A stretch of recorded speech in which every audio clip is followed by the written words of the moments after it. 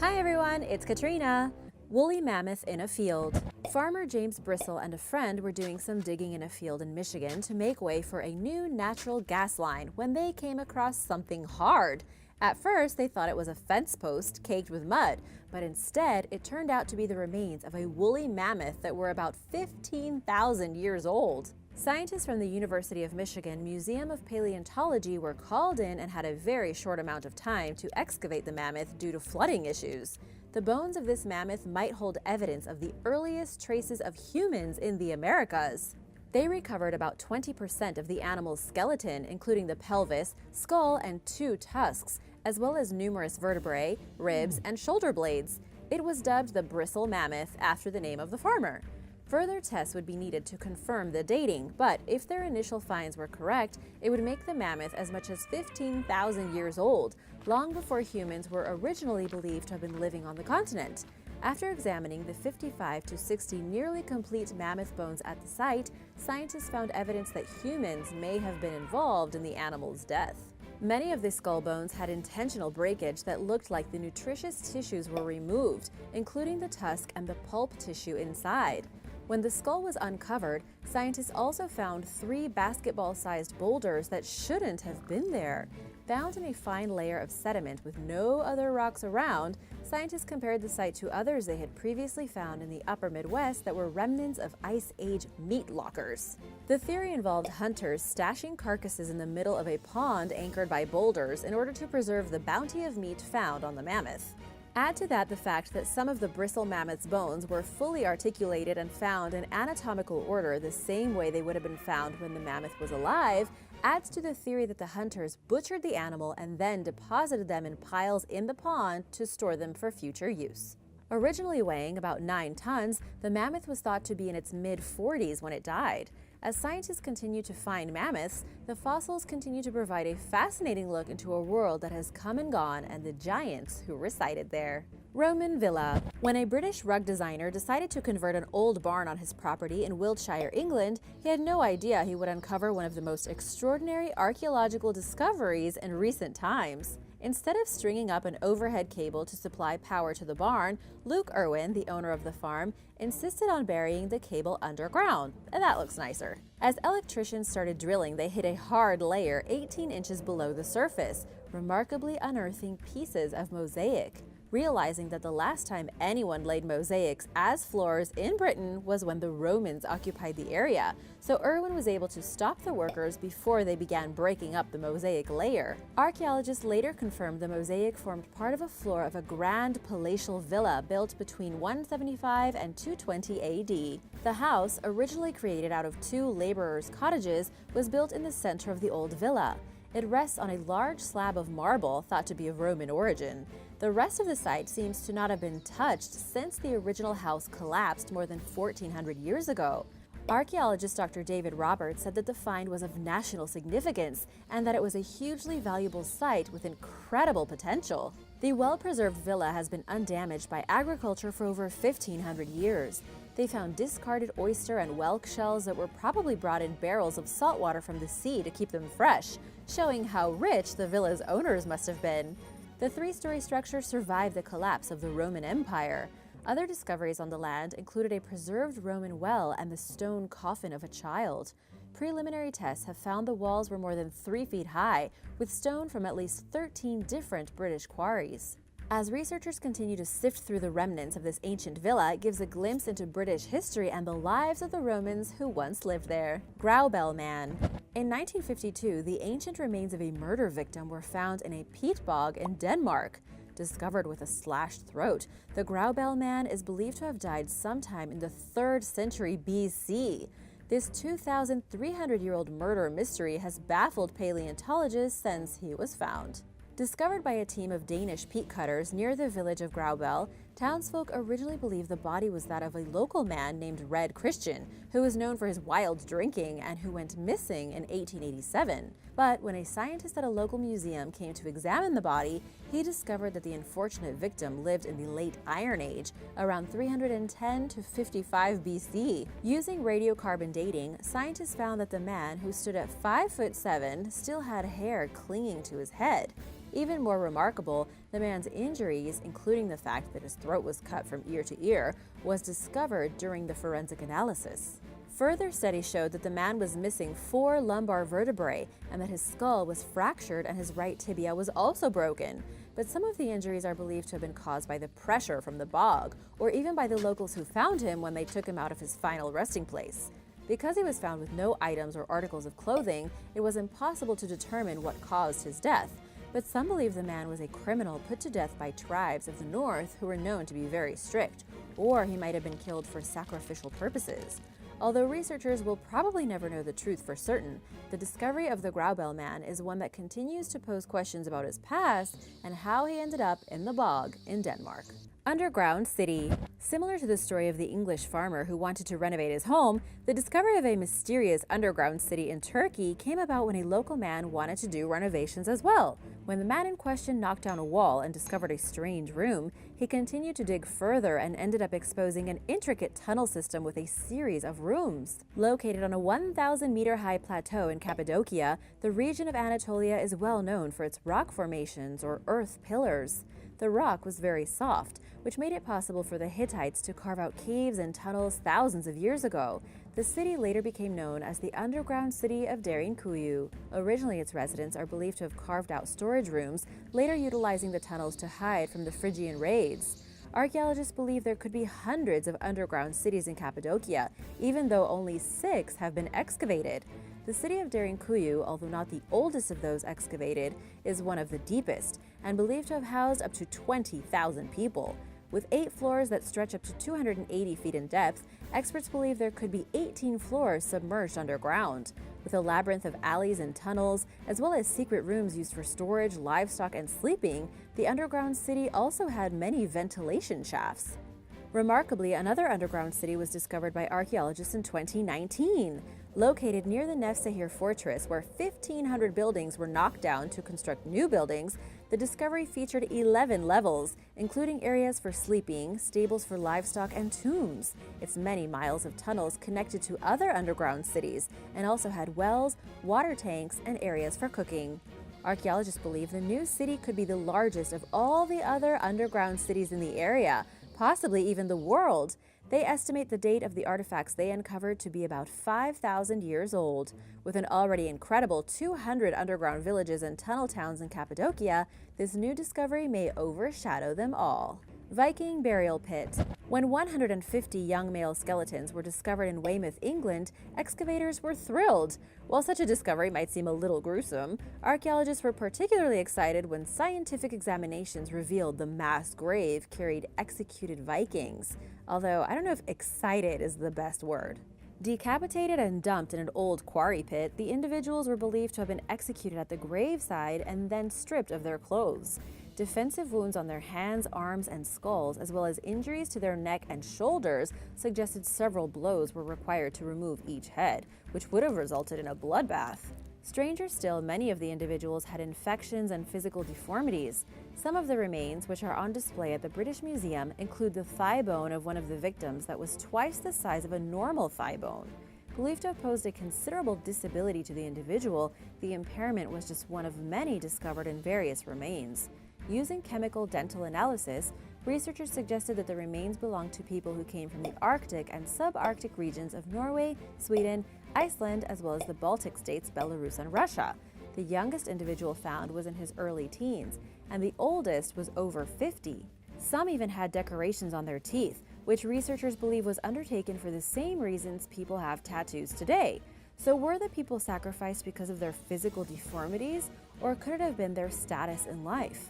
Many of the diseases and injuries found on the remains point to contagious infectious diseases suffered by the individuals, leading scientists to believe that they were peasants and not warriors.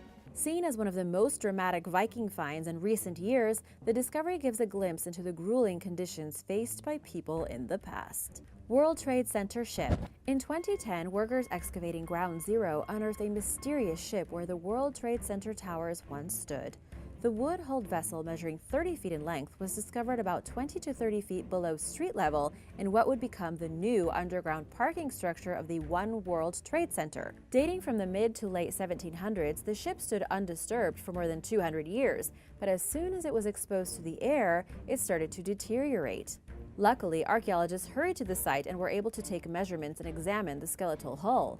A map from 1797 shows the excavation site is close to where the two different wharfs projected onto the Hudson River. A new report from 2014 found the waterlogged ribs of the ship were built in 1773 in a small shipyard near Philadelphia. Astonishingly, researchers also found that ship may have been made from the same kind of white oak trees that built parts of Independence Hall where the Declaration of Independence and U.S. Constitution were signed. Along with the ship, animal bones, ceramic dishes, bottles, and dozens of shoes were also found when archaeologists began excavating the site. Piece by piece, the ship was removed from the mud and the timber sent to the Maryland Archaeological Conservation Laboratory to be examined. It took researchers at the Tree Ring Laboratory at Columbia University time to dry the fragments in a cold room and cut thick slices of the wood to get a clearer look at the rings. By comparing them to others that had a similar ring pattern, they were able to pinpoint a specific region where the wood was obtained. Historians still aren't sure if the ship was buried accidentally or if it was purposefully submerged as a part of the landfill that was used to bulk up Lower Manhattan's coastline. Whatever the case, this hidden treasure, later unearthed, provides a fascinating link to the history of the United States. Ancient Mayan mural. It seems that home renovation projects are very popular for leading to historical discoveries. A family in Guatemala was peeling back layers of paint and uncovered elaborate murals underneath. It turned out they were centuries-old paintings made by the ancient Mayans. Painted on the home's oldest layer of plaster, the murals depict a Spanish invasion and Mayan conversion to Christianity. A procession of colorful figures can be seen in the mural, clad in traditional Mayan and Spanish dress. Some figures depicted are holding what looks to be human hearts in their hands. Spanning from about 2000 BC to 900 AD, the Mayan civilization built cities in Mexico, Honduras, Guatemala, and western El Salvador. Known for their advancement in art and architecture, the Mayans also had a highly developed alphabet as well as astronomical and mathematical systems. The home, believed to be 300 years old, was constructed in a style found in the 17th and 18th century texts from the region. The murals point to it once belonging to a very important person, but unfortunately uncovering the murals has put them at risk. It is astonishing that they have managed to survive this long, and one can only hope that archaeologists are able to decipher the meaning behind the paintings before they fade completely. Venus de Milo. Venus de Milo is one of the most well-known sculptures in ancient Greek history, but she still has some secrets. It is believed the Greek statue depicts the goddess of love and beauty, Aphrodite. The statue was discovered in the early 1800s by a farmer who came across the statue in pieces within the ruins of an ancient city on the island of Milos. Sculpted by Alexandros of Antioch, the statue was carved between 130 and 100 BC. Although she came to be known as the Venus de Milo, some suggest the sculpture is actually Amphitrite, a sea goddess that was adored on the island of Milos. While her iconic pose is one of the most recognizable things about her, the statue originally had arms. When the farmer found the statue, he is said to have found fragments of an arm and a hand in the ruins. But when she was being reassembled, the arms were discarded for having a rough appearance. She is also said to have had jewelry including a bracelet, earrings, and a headband, which are now long lost. Also known as the Aphrodite of Milos, the statue is nearly nude and stands 6 feet 8 inches tall. Composed of 2 blocks of marble as well as several parts that were sculpted separately, the statue is believed to have been painted, even though no trace of the original paint color remains today. One of art history's most significant statues, the Venus de Milo is now located in the Louvre Museum and is still renowned for its beauty. Buried nuns. In the English village of Oxford, old remains were found at a former nunnery built in 1110. The remains of 92 people were discovered by archaeologists, who made the grisly discovery that some of the bodies were buried upside down. Considered to be a mark of shame, researchers believe perhaps the unfortunate people were responsible for lewd or immoral behavior. Known as prone burials, similar types of remains have been found and linked to those who were accused of witchcraft or of being sinners. Believed to be from 600 to 900 years old, the bodies of the sinner nuns were discovered at an old church known as one of the worst nunneries in medieval England. Reported to have been run by a prioress named Catherine Wells, the nunnery was later shut down in 1542 by King Henry VIII, after discovering that the sleeping quarters were very ruinous and the prioress had mothered an illegitimate child with the local priest. Known as Littlemore Priory, the only original building that remains is the Priory Pub, which may be incorporated into a new hotel being built at the site. Burials such as the ones that took place here were at one time assumed to be accidental, but evidence continues to mount, not just for the nuns, but in burials around the world, that they were reserved for people who were accused of doing sacrilegious things. Biblical town. Along the Sea of Galilee, a town dating back more than 2,000 years was discovered in 2013. The ancient town is believed to be Dalmanutha, which is described in the Gospel of Mark as the place where Jesus sailed after miraculously feeding people by multiplying fish and bread. Archaeologists determined that a famous boat that dated to around the same time and was uncovered in 1986 was found on the shoreline of the town. Vessel glass and amphora, ancient vessels used as storage jars, were also found in the ancient town, hinting at a wealthy population. Weights and stone anchors found with the first-century boat imply that the area was popular for fishing. Limestone vessel fragments that were also found are associated with Jewish purity practices in the early Roman period. The architectural remains in the pottery suggest both Jews and those who followed a polytheistic religion, or those who worshipped more than one god, lived side by side in the area. Researchers soon realized that the discoveries were made just 500 feet away from another ancient town known as Migdala. Now known as the modern-day town of Migdal, archaeologists also found dozens of examples of ancient architectural remains that modern-day residents had turned into seats or garden ornaments.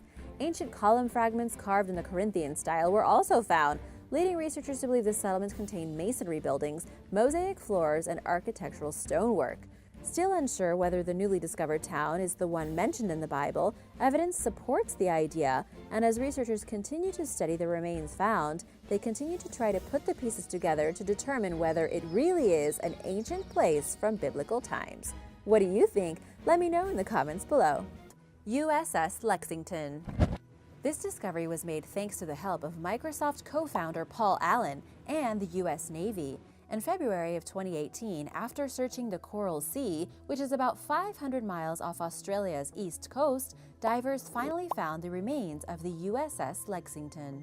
It was lost while fighting the Japanese Navy in the Battle of the Coral Sea that took place between the 4th and 8th of May 1942. 216 sailors died during the attack, but 2,000 were rescued before it was scuttled by U.S. forces to prevent its secrets from falling into the hands of the enemy after they had incapacitated it. Those who took part in the battle over the 5 days had a major impact in the direction of the war, and it was a defining moment in halting Japanese progression across the Pacific.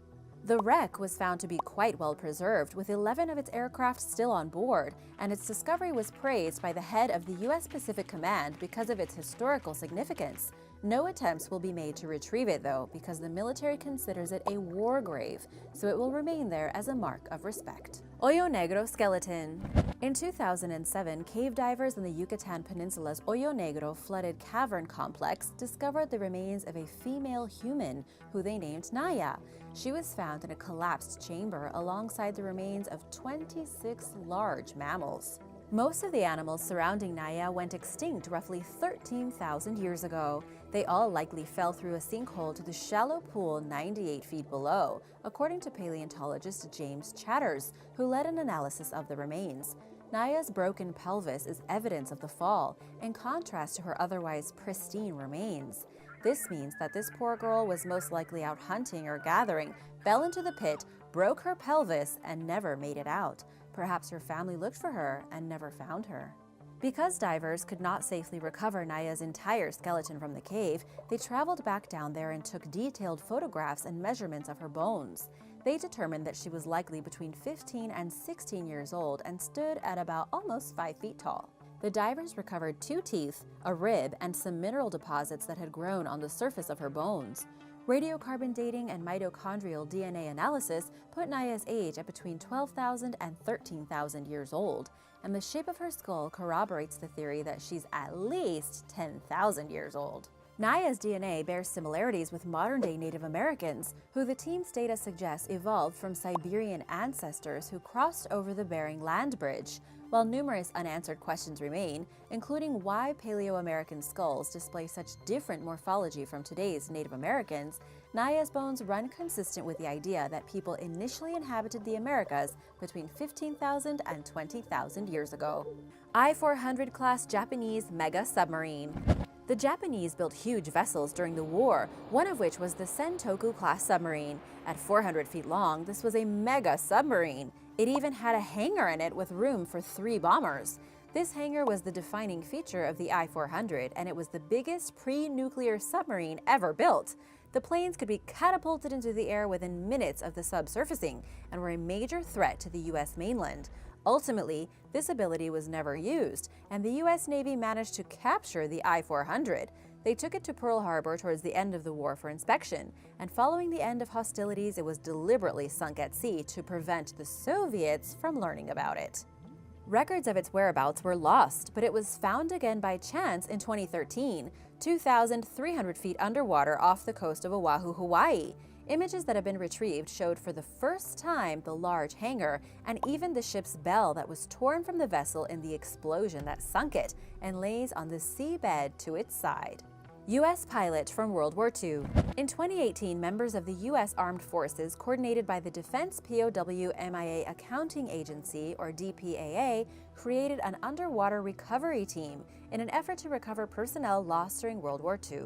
Almost 73,000 Americans remain missing in action from that time. In this particular case, a pilot was shot down over the Pacific, and after several years of research and investigation, the plane and pilot were found near the Republic of Palau. 6 divers pulled daily shifts of over 12 hours for weeks and had to spend a lot of time in the decompression chamber when they surfaced. The aircraft had been untouched for about 74 years. The recovery team completed the mission on February 25th, but won't release the identity of the human remains until it can verify whose they are and notify the next of kin. São José Paquete de África. The Slaverex Project, or SWP, is a collaboration of organizations and researchers who search for wrecked slave ships in an effort to humanize the horrific transatlantic slave trade and those who suffered at its hands. This long overlooked yet highly important aspect of global history can also lead to a better understanding of maritime history and African diaspora. There were over 12,000 ships making over 40,000 voyages over 250 years of slave trade. Kamau Sadiki, a lead instructor for Diving with a Purpose, explained to National Geographic last year. To date, there are only 5 slave ships in maritime history in the database. Why is that? Good question, since scholars estimate that there are thousands of wrecked slave ships along international coastlines. Diving with a Purpose is an essential component of SWP's mission. Divers with the organization volunteer their time, money, and expertise in assisting with the recovery of wrecked slave vessels. In 2014, SWP recovered the wreck of the Portuguese slave ship São José Paquete de África, which ripped in half and sunk between 2 coral reefs off the coast of Cape Town, South Africa in 1794, killing 212 of the 512 captives on board. The vessel's identification represents one of the first examples of archaeological documentation of a ship that carried human cargo. The discovery was the first of several important contributions SWP has made in reshaping our understanding of the past and of the slave trade. Artifacts from the wreck are currently on display at the Smithsonian's National Museum of African American History and Culture in Washington, D.C. A sunken train graveyard. Off the coast of Long Branch, New Jersey, 2 rare train locomotives that were lost during the 1850s lie preserved under 90 feet of water. A scuba diver named Paul Hepler discovered them completely by chance in 1985 while using a magnetometer to map the sea floor. The device detected 2 huge metal objects. He didn't know what they were at first because the visibility was terrible. What were these dark metal objects? When he went on more dives through the murky water, he realized that they were actually locomotives. Experts determined that they are a rare model known as a Planet Class 222T, which was essentially obsolete practically by the time it went into production, so it wasn't made for very long. The 15-ton self-contained locomotives were simply too small for their time, when other steam engines weighed around 35 tons on average, and it seems as though the 2 that ended up submerged in the Atlantic never went into service anyway. There are no records of the sunken trains being lost or even produced, leaving researchers pretty confused about how they ended up at the bottom of the ocean. It's possible that records once existed but were also lost or destroyed, or that there were never any records to begin with. Experts theorize that the engines were being transported on a barge from Boston to the mid-Atlantic region and encountered a storm 5 miles off the New Jersey coast, causing them to either fall off the ship, or maybe they were even deliberately pushed into the water to lighten the load and prevent it from sinking. Dan Lieb, a member of the Philadelphia chapter of the Explorers Club, said that it looks like they were steaming across the bottom in a race. Despite the rust and barnacles, they look in pretty good shape. New Jersey Museum of Transportation is debating on whether or not to bring them up and have them restored, or to leave them at the bottom of the sea. Mexico's flooded caves. When a large asteroid collided with Mexico's Yucatan Peninsula 66 million years ago, it created a 124-mile-wide crater in the Earth's surface and sparked an ensuing mega tsunami. How big was this asteroid to cause such destruction? 9.3 miles wide, about twice as long as the Las Vegas Strip, or about 2.5 times taller than Mount Kilimanjaro. Over time, the resulting thousands of limestone sinkholes collapsed and eroded, forming vast underwater cave networks known as cenotes. In 2012, cave divers were doing some exploring when they came across some disturbing remains. They found a skull and lots of bones, which they then posted on social media. The nearly complete skeleton may be one of the oldest ever found in the Americas. Located in a cave called Chan Hole near Tulum, by the time archaeologists Arturo González González and Jerónimo Áviles Holguín reached the submerged site, most of the remains were gone. Someone had gotten there first and stolen the skeleton. The only thing they left behind was a shard of hip bone because it was embedded into the stalagmite. Luckily, the remaining shards of bone provided enough evidence for experts to determine their age. By analyzing the rate of calcite formation around the bone, they concluded that the skeleton was at least 13,000 years old. It belonged to a young man who died when the caves were still above ground. This was just one of several fascinating discoveries within the yet largely unexplored cenotes. In August of last year, a team of researchers consisting of scuba divers, photographers, archaeologists, and computer graphics experts announced plans to capture the interiors of dozens of cenotes in the form of 3D visuals. Known as the Wonderland Project, the images will enable people to virtually explore caves that have never been publicly accessible from the comfort of their homes. The cenotes are suspected to contain everything from fossil bones to ancient Maya artifacts. Divers are mostly leaving the artifacts themselves untouched, as they don't want to disturb ancient and sacred sites. Some objects are too delicate to be moved or even touched, making the project all the more invaluable by preserving items that may otherwise be lost to time. World War II plane. One of the sad truths about war is that not everyone makes it home, but what's even worse in some ways are the people who go missing in action. In World War II, an F-4U-4 Corsair fighter bomber piloted by U.S. Marine Second Lieutenant John McGrath was reported missing in July 1945 after a rocket attack at Iriomote-jima. Diver and researcher Justin Talon runs the website called Pacific Rex, a nonprofit organization that searches for World War II crash sites. He and a friend spent 2 years looking for this wrecked aircraft. The missing pilot was a high school friend of his father's from New York, so Talon had a personal connection to the missing pilot and wanted to help find out what had happened to him. It was a cold case, but locals from the island of Iriomote told stories of the crashed airplane in the water. They said that they had been praying for the lost pilot. Someone had already visited the wreck and removed the human remains from the plane in the 1980s, but they were never attributed to McGrath for some very strange reason. When Talon put on his gear, went below the water, and saw the remains of the wartime aircraft, he said he was finally able to have closure and tell McGrath's family where he was. W.C. Kimball.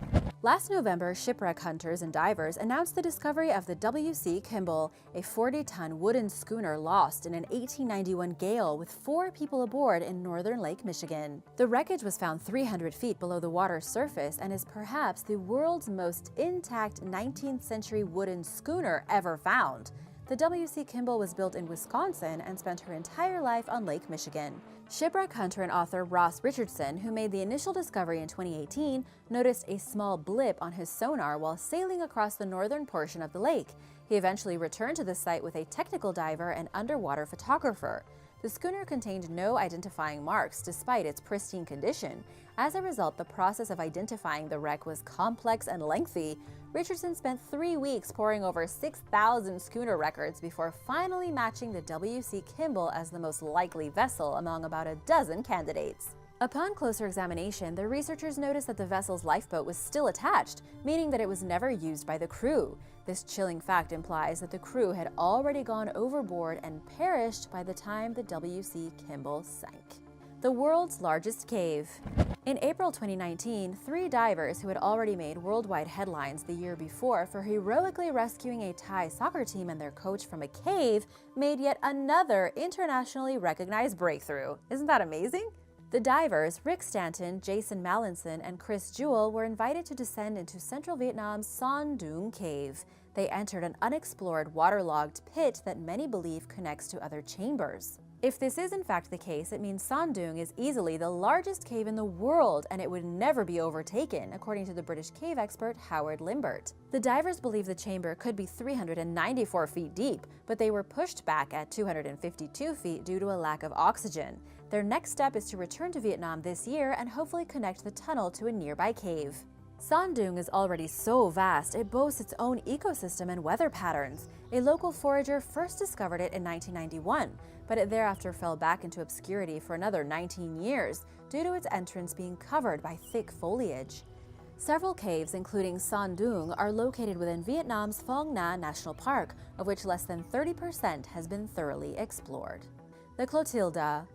In 2019, as the transatlantic slave trade reached its 400th anniversary, SWP announced the discovery of the last known slave ship to arrive in the United States, the Clotilda. The find resulted from a collaborative effort between the SWP, the Alabama Historical Commission, and an organization called Search Inc., which specializes in maritime archaeology. Rumors swirled about the ship's existence for decades, but remained unproven until it was located just north of the Mobile Bay Delta in Alabama. While the water wasn't very deep, the conditions were treacherous and visibility was almost zero. In 1856, the Clotilda transported 110 African captives from what is now the country of Benin to Alabama. Following the ship's arrival to the U.S., Captain William Foster ordered for it to be burned and sunk to conceal evidence of participation in the slave trade, which the U.S. officially banned in 1808. Included among the captives aboard the Clotilda was Charlie Lewis, the great-great-grandfather of 71-year-old Lorna Gale Woods, who trembled with emotion following the discovery. Woods' family kept their heritage alive by passing down stories of how their predecessors were ripped from their homeland against their will. After the Civil War, survivors of the Clotilda wanted to return to Africa but couldn't afford to. Instead, they pooled their money together and formed a settlement north of Mobile called Africatown. Descendants of the founders of Africatown helped spark the movement to find the sunken vessel. While plans regarding the Clotilda's remains are up in the air, the discovery is without question an invaluable historical and cultural resource. It's important to remember even the darkest periods of the past. Niora. Last June, after 3 years of research and plenty of advice from local fishermen, diver Steve Saville discovered the 102-year-old remains of a shipwreck off the southern Australia coast that claimed 14 lives. The steam tug Niora went down on July 9, 1917, during a severe storm 31 miles off Cape Jaffa while towing the Astoria, an American 4-masted sailing ship. Niora began listing in the heavy seas, causing the crew to cut the tow line in an attempt to save both themselves and the crew of the Astoria. Unfortunately, the tug sank as waves smashed into its engine room door. Only 2 crew members clung to the top of a wrecked lifeboat and survived. Meanwhile, 14 others tragically succumbed to the disaster. The 2 survivors managed to paddle to Margaret Brock Reef Lighthouse overnight and were pulled to shore by lightkeepers who bravely rowed into the tempestuous sea. Following the ordeal, the lighthouse keepers were rewarded for their bravery with medals. Today, the Niora sits 164 feet below the water's surface as a once-forgotten testament to its service. The Niora was a popular tug of Port Melbourne and would be called upon to solve all sorts of shipping problems around Australia, Saville told 9 News. Descendants of both the Niora survivors and one of the lighthouse keepers who participated in their rescue were informed of the discovery. Calatrava la Vieja. Over the past few decades, archaeologists have discovered 4 separate treasure stashes at the ancient walled city of Calatrava la Vieja in Spain's Ciudad Real province. Nicknamed the City of 4 Hidden Treasures, the fortified medieval settlement was established around 785 AD. Two of the hoards discovered there date back to the 9th century, during the age of the Muslim emirs in Spain. The other two troves date back to the 13th century. The first stash, which contained over 100 coins dating back to the 9th century, was discovered in 1960. Unfortunately for archaeologists, the farmer who found them sold almost all the coins. In 1995, a construction worker discovered the second hoard, which consisted of around 400 grams of silver coins from the Umayyad emirs of Al-Andalus and other Islamic dynasties. Archaeologists found the third trove of 71 coins dating between 1212 and 1217 during the reign of Alfonso XIII in 2004. But that's not all. The most recent find, uncovered in 2010, contains 29 coins that were minted between the end of the 12th century and 1264. The treasures were likely hidden during times of instability and perceived danger. At its peak, Calatrava la Vieja had an estimated 4,000 residents. The city fell into decline at the end of the 13th century amid decreased military importance as the war line between Christians and Muslims moved further south. Researchers describe these discoveries as evidence of how movable fortunes were hidden in secret places, and a reminder that not everyone who hid their treasure survived to retrieve it. Sarcophagus in an olive grove. For thousands of years, the story of the Trojan War was believed to be mostly myth, since much of it was written by Homer, who was a writer and a poet and liked to embellish things. Ancient historians questioned the account of the siege of Troy and how much of the epic story of love and war is actually real. Scenes from the battle have been found on artwork all over the ancient world, and even though the lost city itself was found in the 19th century, the details remain murky. In 2015 and 2016, archaeologists uncovered a marble sarcophagus dating back to the 2nd century BC. Taken from a necropolis known as the City of the Dead, located in northwestern Turkey, the place is constantly monitored by police to prevent thieves from stealing precious artifacts. A nearby olive grove has become the center of a lawsuit since it is an archaeological site, and there were rumors that illegal excavations had found something very interesting. Whoever found the sarcophagi removed them and took them to a museum. Now there is a fight as to who owns the artifacts, who has to pay for excavations, all kinds of problems, and now the woman that owns the olive grove has a major headache to deal with. While all of this is going on, the sarcophagi are now safe and sound, and historians examining them at the Iznik Archaeological Museum found that they had small statues depicting the warrior Achilles and the Greek king Agamemnon, as well as sculptures representing the spring, summer, and autumn seasons. The sarcophagi tell the story of the Trojan War. One has a relief of Eros with a lotus flower, and it's believed it was used for the burial of a queen. It is the only one of its kind ever found. Botched seal. During the 13th or 14th century, an aristocrat in eastern England used a silver seal bearing an engraved design called an intaglio to sign and authenticate documents. Recently discovered by a metal detectorist in Norfolk, the badly burned seal was set with a Roman-carved gem. But according to experts, the person who used it was likely unaware of this. Inscribed with an image of a winged figure holding a spear, believed to be the Roman god Mars, the artifact's owner probably mistook it for being from the Mediterranean and the time of the Crusades, rather than from Roman Britain, according to Norfolk Finds liaison officer Helen Gake, who spoke with the BBC. It's encased inside a silver seal matrix that would normally be flat, but is lumpy and rounded due to heat damage. Geek explained that seals like this were primarily used for authenticating or signing a document written by someone else.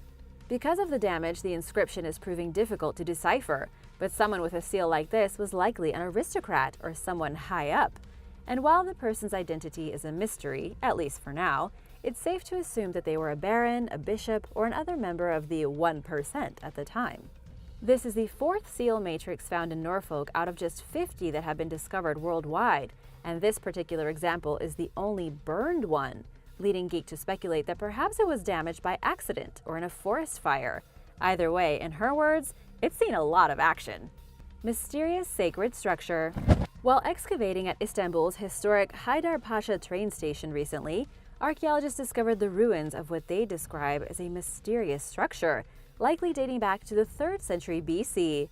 Found beneath the station's walking platforms in the ancient city of Chalcedon, also known as the Land of the Blind, the building is shaped like an apse, a vaulted space usually in the shape of a semicircle. This feature is common among ancient churches, and experts believe that the roughly 2,500-year-old building is the oldest structure among those excavated so far, and that it was considered sacred to those who built and used it. In addition to the building, archaeologists found objects dating as far back as 6 BC, such as pots and coins, and an array of buildings, including one that may have been used as a warehouse and a collection of structures that could have been a small summer palace. Excavations at the site began in 2018 after the train station was closed for renovations. The discoveries are offering unprecedented insight into the ancient civilizations that once populated Anatolia and Istanbul. Stolen artifacts found. In May of this year, Italian police announced that fragments from 6 frescoes that they believe were stolen from Roman villas in and around Pompeii during the 1970s have been returned to Italy. 3 of the pieces, which date back to the 1st century and depict a cherub playing a flute, a dancing woman carrying a tray, and a woman's head, were taken from the ancient coastal city of Stabie, which is located roughly 2.8 miles southwest of Pompeii, and it was also buried in ash when Mount Vesuvius erupted in 79 AD. The artwork was smuggled across international lines into collectors in the United States, Britain, and Switzerland during the 1990s. A cultural protection squad working under Italy's Carabinieri police seized the frescoes last year as part of a larger investigation into stolen and trafficked archaeological goods. The other 3 frescoes were seized in 2012 after police caught the thieves illegally excavating them red-handed from a villa in Civita Giuliana, which sits just a half-mile northwest of Pompeii. Inside the same villa, where excavations began in 2017, long after thieves had tunneled their way in, archaeologists discovered the remains of 2 victims of the eruption, who they believe were a master and his slave. To law enforcement and experts alike, the return of the ancient works to their rightful place is cause for celebration, especially amid heightened efforts to combat artifact smugglers. Mysterious runes. While examining a cow bone dating back to the 7th century in the Czech Republic, archaeologist Alina Samova noticed some unusual scratches. Upon further inspection, experts identified the markings as Germanic runic letters. The discovery upended the previously held belief that the Slavic alphabet was not used until the 9th century, leaving archaeologists shocked. These runes could change history. They do not know who carved the inscriptions, but a new study suggests that the author was a Slav who had learned the Germanic alphabet, or someone from a Germanic tribe living in a Slavic region. Expert Robert Nedoma identified the writing specifically as Elder Futhark runes, a 24-letter alphabet that was used from the 1st to the 7th centuries by German-speaking peoples of Central Europe. In an official statement, the scholars clarify that the bone contains no specific message, but instead bears the alphabet's last 7 letters and contains several mistakes, suggesting that it was a learning aid. Tensions between Slavic and German people have continued into modern times, making the discovery especially significant. It has given rise to increased animosity between the 2 groups today, and proposes the very realistic possibility that literacy was achieved in the Slavic world much earlier than previously thought. At the very least, researchers hope that this leads to further discoveries of runic lettering that will help them fill in critical gaps of its history. Burial in a bed. Archaeologists at Kozani in northern Greece recently revealed the surprising discovery of the bed and remains of a wealthy 1st century woman bearing ties to the god Apollo. Uncovered between 2018 and 2020, it constitutes the first known discovery of a preserved bed in Greece, as well as the first time someone has been found buried in this fashion. The bed survived for thousands of years, mainly because it was made from bronze. It had wooden components which deteriorated by the time it was discovered. Last year, archaeologists constructed a replica of the bed, complete with the missing parts. This fascinating discovery confirms that ancient Greek people were buried in their beds. The identity of the woman remains unknown, but it's evident that she was wealthy or perhaps even a royal due to the array of luxury items found buried with her and the golden laurel leaves on her head. She died when she was middle-aged, and if she wasn't rich, it's likely that she was a religious authority of some sort. Parts of her bed were adorned with mermaid heads, as well as an aquatic bird with a snake in its mouth, which is a symbol of the god Apollo.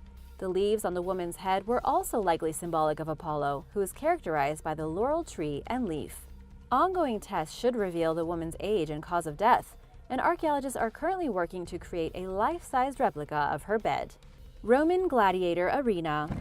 Last summer, archaeologists discovered the remains of a Roman-era theater in the ancient city of Mastara, located in modern-day Turkey's Aydın province. The 1,800-year-old structure once seated as many as 20,000 spectators, but is now mostly underground, according to project survey leader Mehmet Umut Tuncer. The team that made the discovery first noticed sizable stonework sticking out of the ground. They got to work excavating the building and protecting it from nature and the elements, and meanwhile dated it to around 200 AD. The arena was built during the Severan dynasty, which encompassed 5 emperors and spanned from 193 to 235 AD. For the most part, the structure is well preserved, with some rows of seats, the building's supporting walls, and the arena where gladiators fought remaining intact. It was smaller than the Colosseum, with 82-foot-tall walls and a central arena measuring 131 by 98 feet. Mastara was very developed and rich at the time, thanks to Roman administrators who focused on the city's economic growth, according to the study's authors. The increased variety and volume of Mastara's coins during that time period are a testament to its growth. Along with these improvements came the arena, where visitors placed bets on gruesome gladiator and wild animal fights. For those who could afford it, there were entertainment rooms for private spectators, and the building also had waiting rooms for the gladiators. It's the only known theater of its type ever found in Anatolia. Consequently, it attracted spectators from neighboring cities and all around. For now, the team's goal is to clean and preserve what's left of the arena, then to do geophysical surveys to better understand the parts of it that remain underground. The home of Harriet Tubmans' father. Last year, the U.S. Fish and Wildlife Service purchased a 2,600-acre plot of land on Maryland's eastern shore for conservation purposes. Known as the Peters Neck property, it's part of the Blackwater National Wildlife Refuge, which has lost over 5,000 acres of land to rising sea levels since it was established in 1933. This particular area, however, is projected to remain above sea level at least until 2100. Additionally, officials speculated that the property might contain the home of Harriet Tubman's father, Ben Ross, and they were right. In late April, archaeologists announced that they had discovered the site. Located near the Harriet Tubman Underground Railroad Visitor Center, the 10-acre parcel of land was bequeathed to Ross by his enslaver, Anthony Thompson. Ross received the land and his freedom in the 1840s, 5 years after Thompson died, according to the slave owner's will. It is here that a young Harriet Tubman, then named Araminta Ross, learned some of the valuable navigation skills that she used for escaping and helping escaped slaves reach freedom along the Underground Railroad. A team of archaeologists began digging last November, and after getting off to a frustrating start, they found a $50 coin from 1808, the same year that Ben Ross and his wife married. Although the home's foundation was missing, they uncovered numerous other 19th century artifacts that helped them identify exactly where Ross lived, including nails, brick, glass, dish fragments, pottery, and a button. The discovery was made just in time because although the land is predicted to remain above sea level for some time, it's not immune to the effects of climate change, and there's a good chance that it will soon become a marsh. Ancient tools.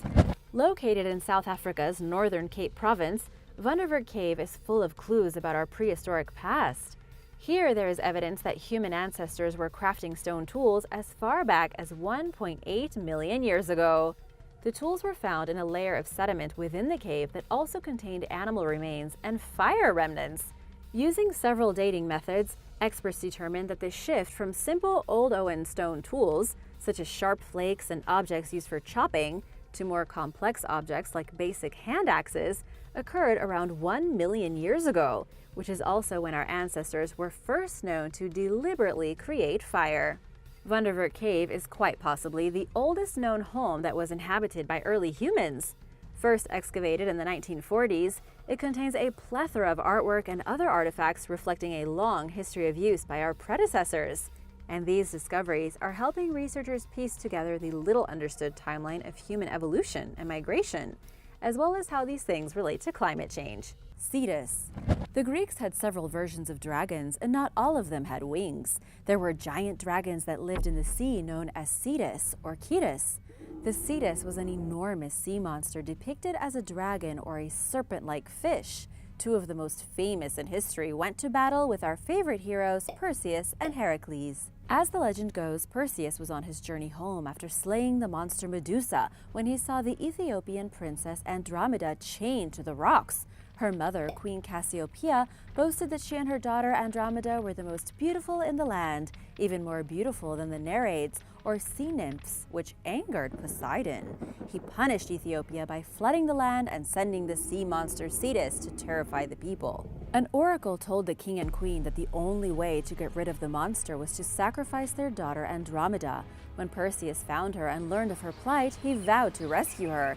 As Cetus emerged from the water to devour her, Perseus blinded it with Medusa's head, turning the creature to stone. The Cetus appears again in Troy. The Trojan Cetus was a giant sea monster sent by the god Poseidon to plague the land of Troy after King Laomedon refused to pay him for building the city's walls. The gods Poseidon and Apollo had been exiled from Mount Olympus for plotting against Zeus and went to Troy in disguise.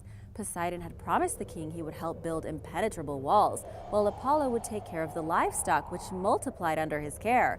When they came for payment, the king refused and kicked them out of the kingdom, not knowing who he was messing with.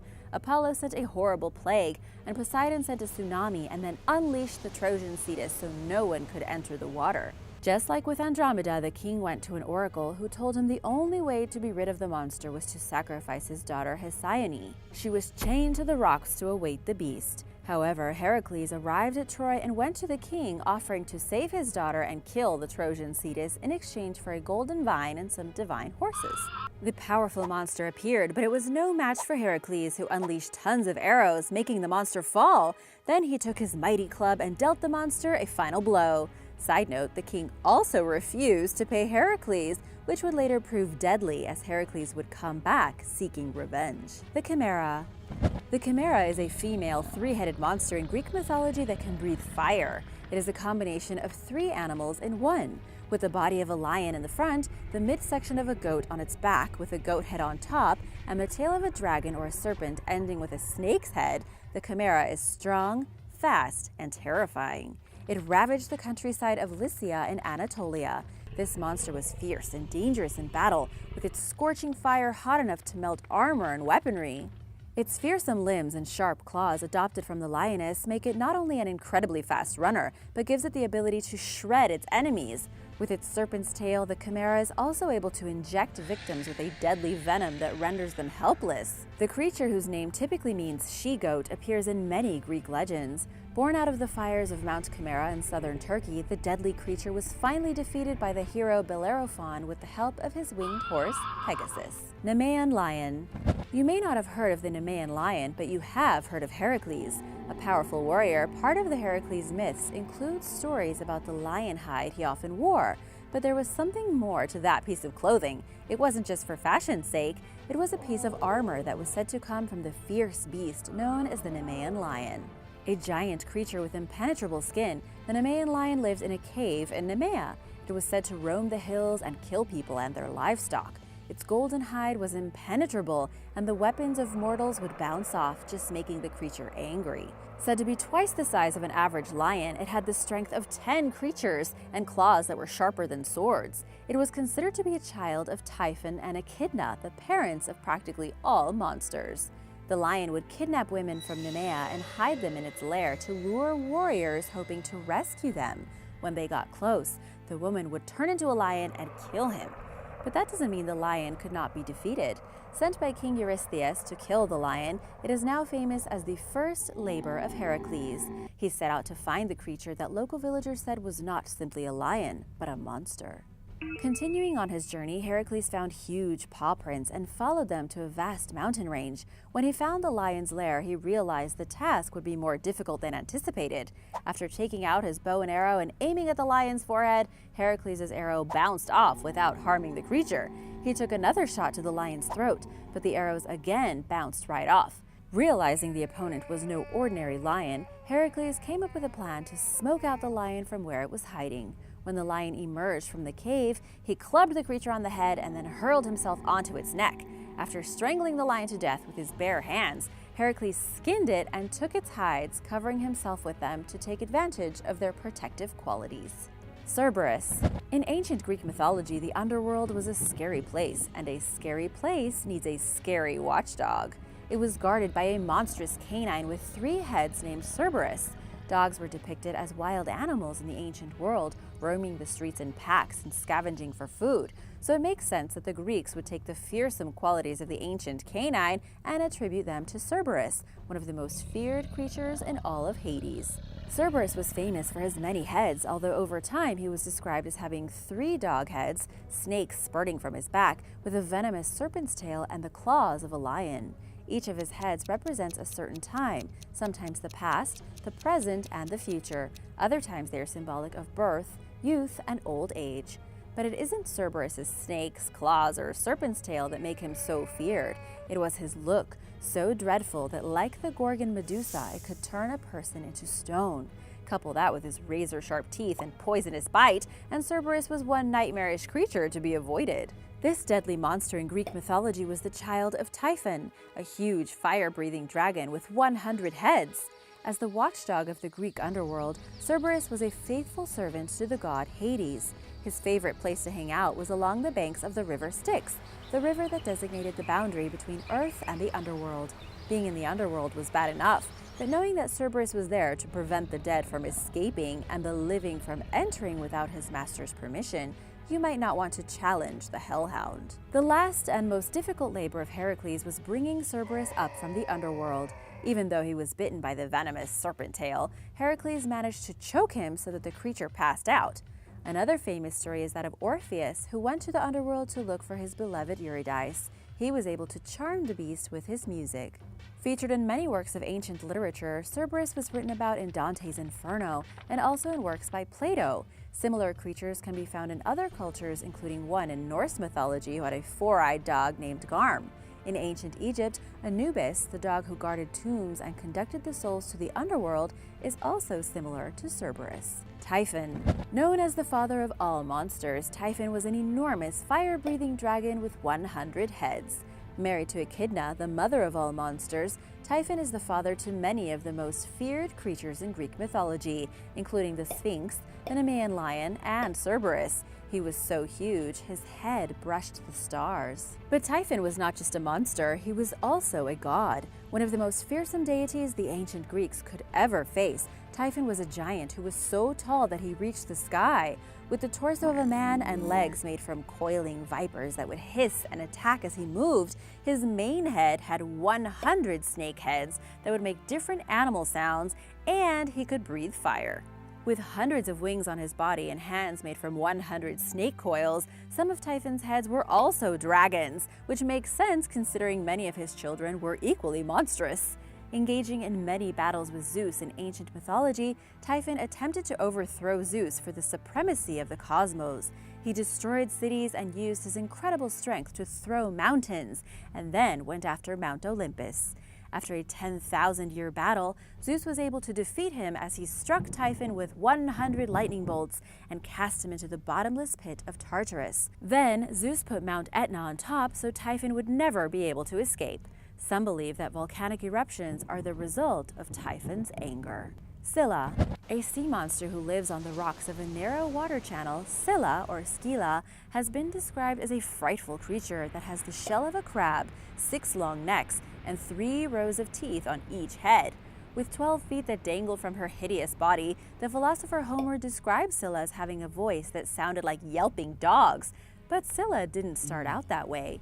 Originally a ravishing nymph, Cilla had milky skin and hair and a sweet face that caused many men to fall in love with her, but it was her beauty that would ultimately lead to her doom. Out of jealousy, the witch Circe poisoned the water and turned her into a monster. When she entered the water, her legs were transformed into a nest of snarling dogs, and she sprouted a long tail with scales and spikes like a dragon. Known for her endless greed and ferocious strength, Cilla was said to terrorize ancient Greeks when they passed through a narrow ocean strait along with the monster Charybdis, gobbling up sailors and driving ships to a watery grave, including some of Odysseus's men. Charybdis. While the monster Cilla lives on one side of a deadly strait, Charybdis lives on the other, hiding in caves located on treacherous cliffs and using her long neck to swoop down and pluck sailors from their ships. Similar to Cilla, Charybdis was once a beautiful nymph born to the great sea god Poseidon. When Poseidon went to war with Zeus, she would help flood the land, swallowing up villages and forests.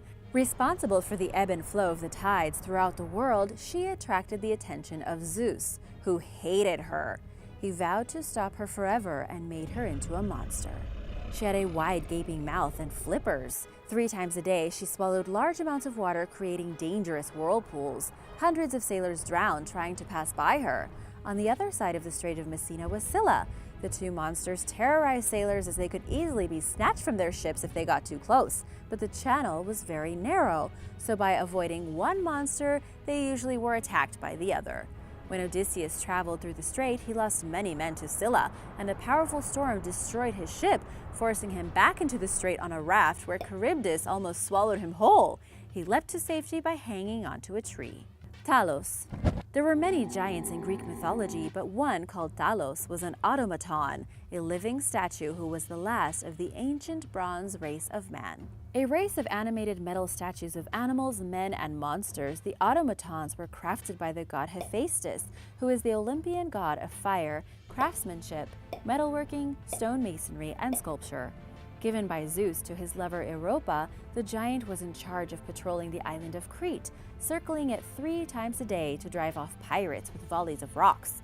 Also known as the god of the sun, Talos was often depicted in classical artwork as a handsome young man carved from bronze. Although you might think a giant man made of bronze would be immortal, Talos had one weakness. In his ankle, there was a single vein containing all of his life fluid known as the blood of the gods.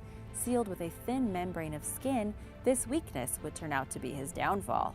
When the Argonauts arrived at Crete looking for a safe place to shelter, Talos began throwing rocks at them. Medea, the wife of mythical Argonaut hero Jason, exploited the weakness by bewitching Talos to graze his ankle on a sharp rock, after which he bled to death. Sometimes depicted as a bronze bull or a man with a bull's head, Talos, despite his larger-than-life appearance, still became a victim of his one vulnerability. Cyclops. The one-eyed monsters of Greek mythology known as the Cyclops were a giant race of lawless creatures. Cyclops, meaning round eye, were the workmen of the god Hephaestus, who had a workshop in the heart of Mount Etna. The Cyclops were described by Homer as wild savages who lived in the southern part of Sicily. They were known to eat human beings and lived in caves with their wives and children. One of the Cyclops, known as Polyphemus, was a man-eating monster who fell in love with a nymph called Galatea, but rejected by Galatea, Polyphemus grew enraged and killed Acis, the man of Galatea's affections, on a massive rock. Captured by the Greek hero Odysseus, whose only escape came about by blinding the giant, his blood formed a stream which still has his name today. Greek historian Hesiod mentions 3 Cyclopes in his writings: Arges, who represented the thunderbolt, Steropes, the lightning, and Brontes, the thunder. All 3 were storm deities who, after being freed by Zeus, later gave him their weapons of thunder and lightning, continuing as his smiths and forging thunderbolts for him at Mount Olympus. Some historians believe the idea of the Cyclops came from Greek blacksmiths who used eye patches to protect their eyes while forging, although most likely it is from the enormous skulls of Deinotherium giganteum, a distant relative of today's elephants. Cyclops are credited with building gigantic fortification walls that still exist at Mycenaean sites to this day. Known as the children of earth and sky, they were believed to inhabit in a faraway land without law, living a simple existence herding sheep and goats before later being known as violent monstrosities. Argus Panoptes. Another well-known giant in Greek mythology, Argus Panoptes was a creature that was said to have 100 eyes. With superhuman strength that he used to defeat other creatures, Argus was a servant for the goddess Hera. Some stories detail his fight with Echidna, the half-woman, half-snake monster, while she was asleep in her cave. Another time, Argus was sent to kill a bull that was attacking Arcadia, one of the original regions of Greece. When Argus slept, he always had at least one eye open, a trait that came to be known as the all-seeing eye, and his ability to perceive things from any angle. Usually shown as a monster in Greek art, he was not only a giant, but a god who had super abilities. One of the most famous stories of Panoptes was when he was told to guard a cow for Zeus, because the cow, Io, was once one of Zeus's lovers. When Zeus sent Hermes to save the cow for him, Hermes bewitched Argus by playing a tune for him on a panpipe. When the giant fell asleep, Hermes was able to slay him. Once dead, each of his eyes were taken and placed on the tail of the peacock, which came to be known as a symbol of the goddess Hera, who recognized Argus for his service to her. Thanks for watching! Be sure to subscribe and let me know your favorite monster in the comments below. See you later! Bye!